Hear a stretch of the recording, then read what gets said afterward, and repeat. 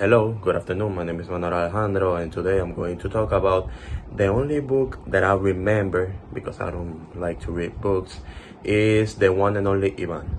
It's one of the books that I read in school, and the story is about a gorilla who named Ivan, who lives in a shopping mall. He is kept in a small enclosure where the people come to see him every day. At the beginning, Ivan seems to use his life and he does not complain so much. However, everything changes when a baby elephant named Ruby arrives. Ivan starts to see the situation differently, and he realized that living in the shopping mall is not fair. Actually, it's not really fair, and especially for Ruby. Well, as the story continues, Ivan becomes more aware of his feelings and decides to help Ruby. He used his drawings to communicate with the humans and show them Ruby deserves a better place, a better life.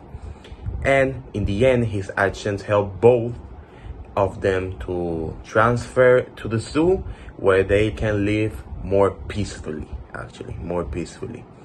I like this story so much, because it teaches me a very important lesson about the freedom of the empathy and kindness.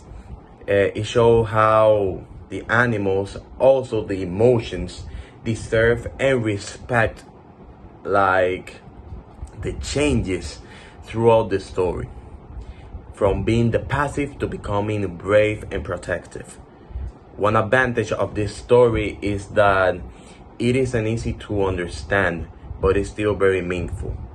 However, this disadvantage could be a little bit sad, and especially from the beginning, because it shows the reality of animals.